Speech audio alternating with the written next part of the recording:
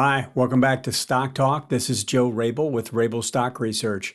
So in today's lesson, I'm going to talk about MACD again. This is the third week in a row, but I want you to understand. So what I have done over the years is I've picked out someone to really study in depth. And one of the ones that I did that with, and I've mentioned in the past, was Gann, WD Gann. I spent about 4 or 5 years studying everything I could about him. I spent a huge amount of money traveling places to meet guys that could teach me. And then I had actually had other guys come in from out of the country that teach me some things about Gann's approach. So I did a lot of work on that, but there were other people I did that with. And one of those guys was Gerald Appel, which is the guy who created MACD.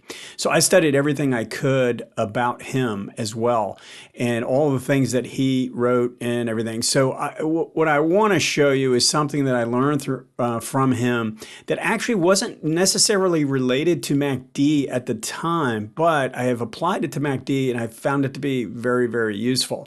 So let's go ahead and get into this agenda.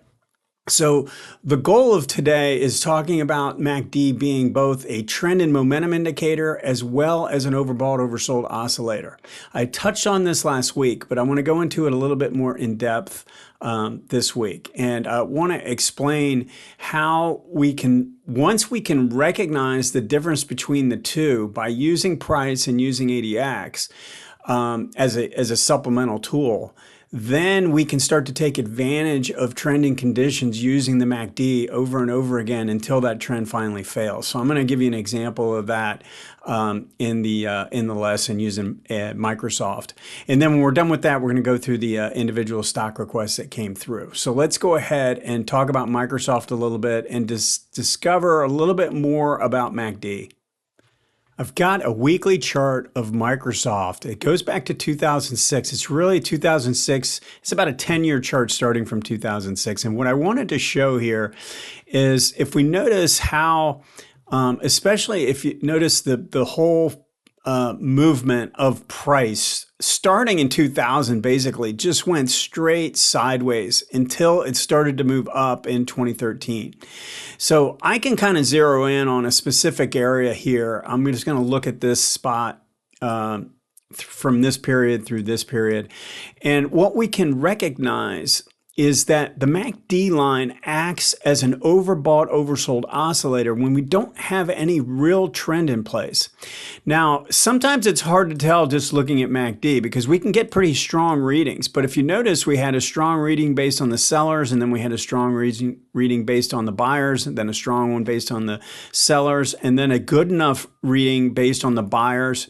Then it kind of weakened, but then we got another one based on the buyers and then a weak one based on the sellers. So we have this pattern in place where neither red nor green can really maintain control for any real length of time on this weekly chart. But even more important than that, I can look at it from a price standpoint and recognize that we have this sideways pattern in place. It's just not convincing. I mean, this was a pretty convincing decline and then a convincing up move. But from that point on, we just moved sideways inside of a range. And this is where MACD acts as an overbought, oversold oscillator. So we're overbought here, oversold here, oversold here, overbought here, overbought, oversold. And then things start to shift right here. And one of the things so there's a couple ways you can look at this. And the way I like to do it is if we make a move to the upside and it looks like a breakout move, how do you know if this isn't just an overbought reading or whether it's, the start of some kind of a trending phase? Because when that happens, you have to handle MACD completely differently. All right. Now, when MACD gets up here and price pulls back and then makes another new high, and we're kind of following through on the breakout, notice how the MACD does not confirm there. Okay. And actually rolls down, but price continues to move higher. I mean, once this makes a second higher high right here and MACD fails, the divergence fails. If you have failed divergence on a breakout pattern like this, then we know that the overbought, oversold oscillator is probably not working anymore. And now we have to switch gears. We're not using it as an overbought, oversold oscillator anymore. We're using it as a trend indicator. Now, I'll get into that a little bit more in depth in a minute. But first, I want you to understand. So we can have serious overbought, oversold, or what I'd call like severe overbought and oversold, and then we can have just normalized overbought and oversold. And that's where we're not just a zero line reversal, and we're not just overrunning. We're moving up into a level that's considered sort of normalized overbought. It's almost like one standard deviation, and this would be more like 2 or beyond 2 on these. And so you want to be able to recognize when you're not necessarily really breaking out of a big base, you're still inside of a range, but we're making a more extreme move in an overbought, oversold oscillator type of arrangement. Now, one of the things that I wanted to mention last week, I talked about the zero line. So this is the zero line here. And what I left out, I kind of did it on purpose because I wanted to kind of focus on that this time. And that is when the zero line is really when the 12 exponential moving average crosses. So if the MACD line is crossing over 0, that is when the 12 period exponential moving average is crossing over the 26 period exponential moving average. So that's the reference line for 0. And the reason why I want to bring that up is that that's essentially, a potential trend change, all these, whenever we go from below to above or above to below or the other way around, the moving averages are switching from down to up or up to down. We're crossing over. Now, sometimes that's a big deal and sometimes it's not. I mean, if we just use the crossovers, you could get whipped around a little bit. They're not always good signals, okay? But what we can recognize is that when it starts to kick in, we know that until MACD clearly breaks and we have confirmation in price, then we can stick with an uptrend. We can play it as an uptrend stock.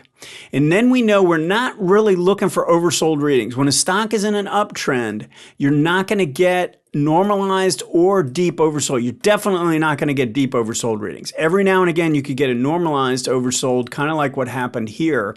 And the reason why you know that there's no reversal is the 18 crossed down below the 40, but then price went right back above. There was no failure like I described last week. When you go up and you come back down and you break down. That's what we saw in a lot of these patterns. Now, if you notice here, we moved up, pulled back, and instead of failing here and not crossing up, it crossed up and broke out. And that's, again, we had divergence to confirm, and then this continued to go higher. And that's even more confirmation that we were moving away from an overbought, oversold oscillator into trend mode. And when we're in trend mode, we're using the zero line completely differently. Here, it's acting as a center line. Okay, it's a center line. It's like the midpoint. Here, it's the oversold sign.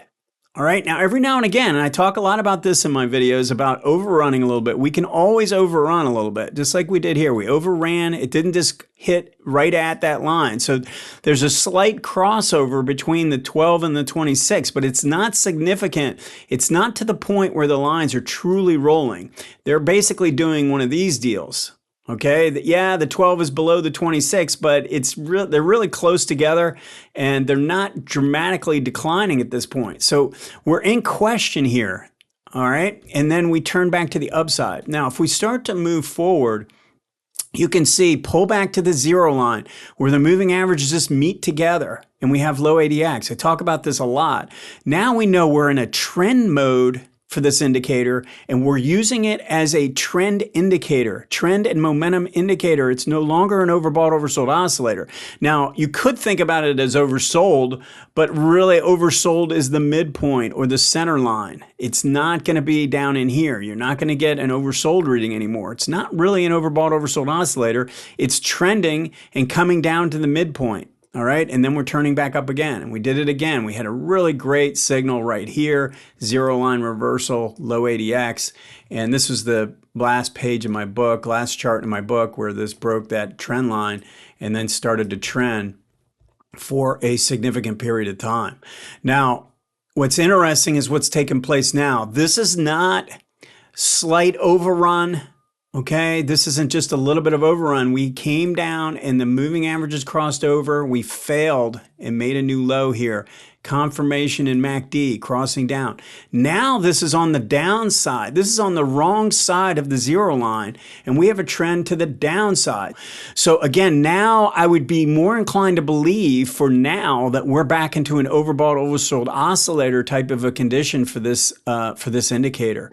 I don't think we're going to go straight from an uptrend to a severe downtrend. We could, but for that to take place, I think what we'd have to see is this come down, make a new low, this not do that, and then price end up continuing lower and have some kind of a failed divergence. Then we know we're in a severe downtrend, and now this is actually in a momentum indicator to the downside.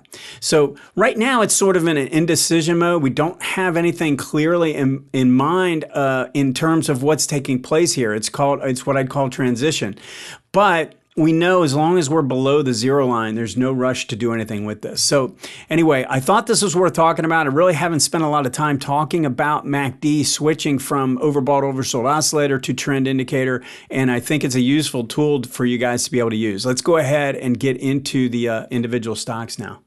Just briefly, my services can be found at rabilstockresearch.com. The individual package has 2 to 3 reports each week, plus a video for that package. I go through the indices, the sectors, as well as give individual stock ideas in the reports. So if you have an interest in giving it a try, you can use a coupon code StockTalk and get the first 2 months for $50. Let's go ahead and get into the analysis now. I'm going to start with the S&P 500 index. And, we know we've got resistance at the 18-month line up here at 4,300. We turned down from there on the last rally.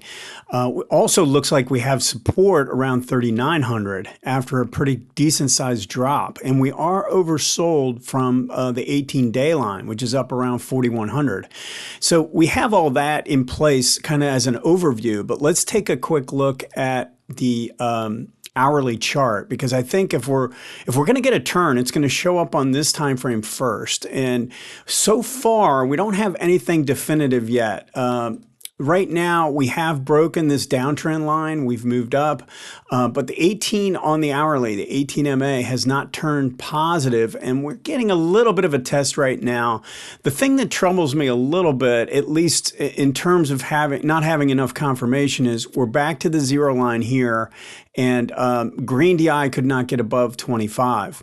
One thing I thought I'd point out is that here's where we crossed above, got confirmation with the hold and the new high, and we stayed above. And look at the trend. Look at how the zero line acted as support until here, where we got the reversal of that pattern, went to the downside, then we had failure here, and now we're back to see, are we ready to switch back to the other side, or are we ready to form a trading range?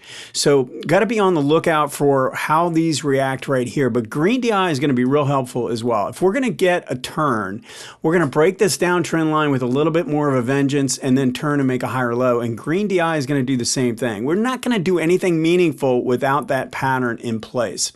So I thought it was worth just kind of covering that at this point. Let's go ahead and move on to the next symbol, which is the UCO, which is the ProShares Ultra Crude. And one of the things that I would say, these ultra indexes, I tend to like to use just as trading plays. I wouldn't necessarily want to put them on for a longer term position, but let's just look at what's taken place. We just failed at the 18-week, and we're pulling down and kind of taking out support here.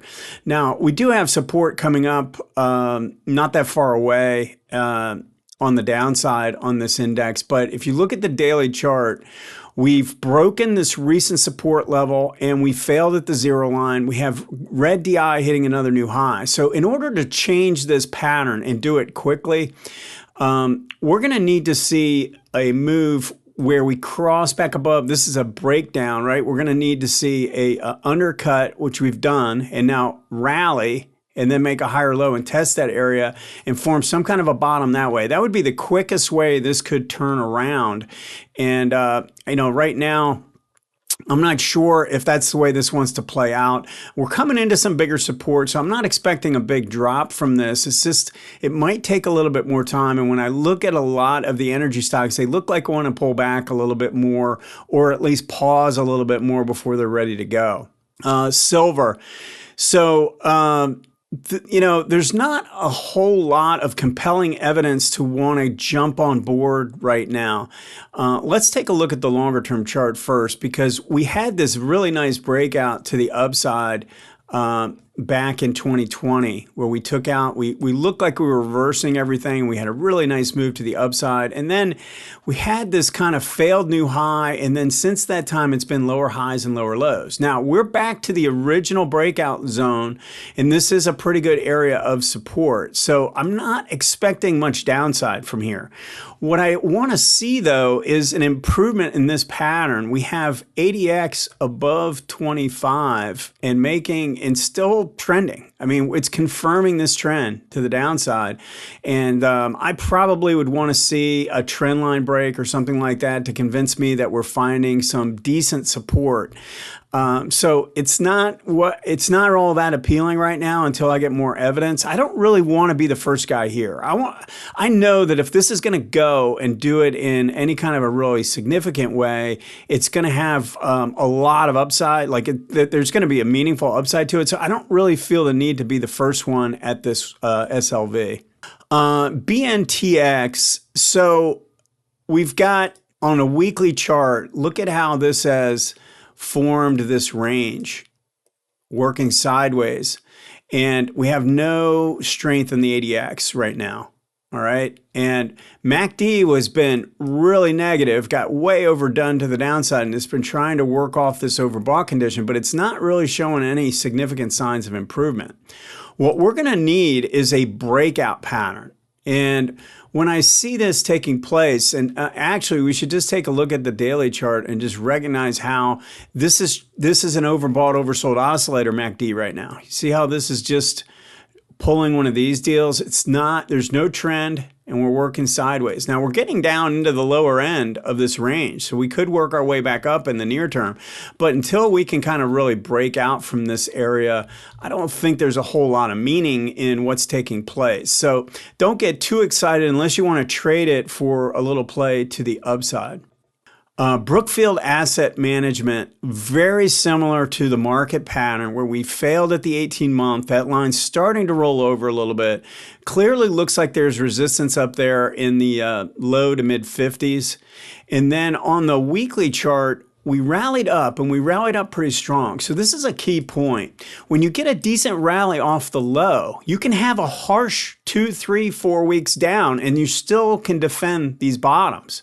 And that's essentially what's happened. You see how we had a decent enough move to the upside that even though this was a really harsh 3-week down move, we're still sitting at the 18-week, and that line's starting to cup around. We still have at MACD holding its signal line, and I think we could try and make a push a little bit closer to the zero line. So I'm sort of expecting a rally here. Now, that is a bit of a far cry from this turning bullish again, because until this came back up through 53, 54, 55, I think the best case scenario is a neutral pattern.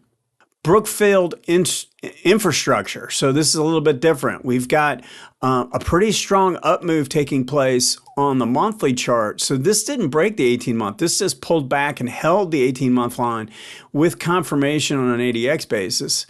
And then on a weekly chart, we're going sideways.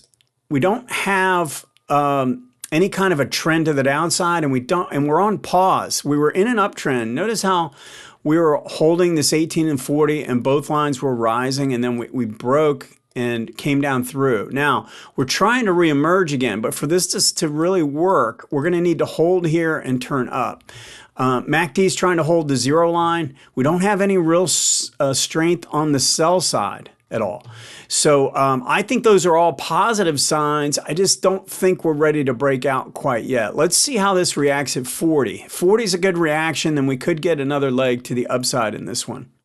Okay, so HEI tried to break out. And one of the things that I have talked about on this show and in numerous videos is I don't like breakouts when you're overbought. So when you make this move, and this was breaking out here, look at how far away from the 18 it was when it broke out. And also look at how far we were from the 18 week when it broke out. So we were kind of stretched away in both cases. Now, when that happens, I'm usually looking for confirmation. I want it to come down. I wanted to make a higher pivot low around the breakout level. Now, this was a little deep for me. So what that means is I want a second breakout now. This was the breakout level. I need to get this to break out again. I'm looking for more confirmation in this situation. Because we have green DI, we're still watching here. We've got a pinch play developing. If you want to play this more aggressively, I guess you could, but you're fighting a declining 18-day, and MACD is at the zero line, but we don't really have what I wouldn't consider to be a outstanding situation unless we break the downtrend line that has formed. So you can play this for a break of the downtrend line, and that would also trigger off of a pinch play. But I think the safer play is to wait for this to get back up through 160. Okay, so CHD, one of the things I wanted to point out, I did take a quick look at this prior to going through. With most of the stocks that I evaluate on this show, I'm doing just off the top of my head, whatever I'm seeing as I'm pulling it up, because that's exactly what I do when the institutions call me. So I wanted to give you a feel for what that's like. Anyway, this is making a lower high, even though price is making a higher high. Now, again, we're well above the zero line. So the long-term bias on this time frame, on this monthly chart, is positive. But look at what happened to the ADX. On this new high, ADX couldn't get above 25. So I view that as a pretty big negative and a huge warning sign. When you're at $100 and you're failing at 100 and you couldn't get ADX above 25 on a breakout move, you should be on the lookout for a reversal. And that's what we're getting on this weekly chart. Now 80 becomes really important because that's the next support level. Can we hold that? We were showing signs of sellers showing up, showing signs that the MACD is really breaking down here. So no rush to be a buyer in this stock. Definitely some issues there. DHR is holding up really well. We've got a very strong momentum condition in place. MACD is well above the zero line, but going through a correction phase. But we also have ADX well above 25, even going through this consolidation pattern. The weekly chart came down, but the selling really isn't that strong. MACD is trying to get back up through zero, so there's a lot of signs of improvement here. I think if the market were to find support at 3,900, get going, this could be a really good stock, especially if it can get back through $300. I think $300 is a very key level to be on the lookout for in that one. So Royal Bank of Canada, one of the things I look for when we're in this bear market phase is I'm looking for a couple things. Number one, I'm looking for relative strength. This doesn't really have great relative strength. It's still making move. It's below its moving average. It's not really showing a lot of strength from that standpoint. And it's also got some room before it hits its major support level. So I wouldn't be in a big hurry in this one because we're below the 18-month. We're below a declining 18-week. We're making lower highs and lower lows. The first thing we're looking for is a sign of a turn. We're making sort of a double bottom here. Can we turn up from here, show some signs that the buyers are interested, get this MACD to hold above the zero line, and then maybe this can get something cooking. It looks to me like 105 is a pretty key level in the bigger trend because that's this prior peak up here on the weekly. And, we have to get back above this 18-month before we can expect anything to develop here that's of meaning. Now, Toronto Dominion is a little bit different. It has the same bigger picture pattern, but this had an undercut that developed where we took out this low here and undercut and then rallied. So if we can work our way up through the 18, we could get a trading play, a playable move where if we can turn back up through here and get back up through here, we could play this for a move up to 75. But beyond that, I think you have to be really careful. Just too much resistance once we start to look up at the 70 area. It just starts to get a little bit more difficult, and I think it's going to be a rough road once we do get some kind of a rally there. Energy fuels, UUUU, right? I mean, uranium. So I think this is actually holding up pretty well. Let's look at the monthly chart. It's a little bit distorted because of the way this played out, but we had a big move to the upside. The ADX is really strong. MACD is still above the zero line. We're going through a correction phase, and we could easily come down again. But I think this is a stock you want to keep on your watch list. And the reason is we had this corrective phase and there was a lot of volatility associated with it, but we don't have a lot of strength in the decline. We don't have sellers really taking over with a lot of strength. So keep this on watch. It's probably going to take a little bit of time, but very interesting from a bigger picture standpoint. If you enjoyed today's show, feel free to contact me at rabilstockresearch.com. Also, if you have any stock requests, send them to stocktalk at stockcharts.com. Have a great week, and we'll see you next time. Hey, Grayson Rose here with StockCharts. Thank you so much for watching. I hope you enjoyed that video. If you did, consider giving it a like down below, maybe leave us a comment, and if you're new to the channel, you can subscribe at the link up above. We're going to bring you daily content from an incredible collection of technical analysts and financial experts.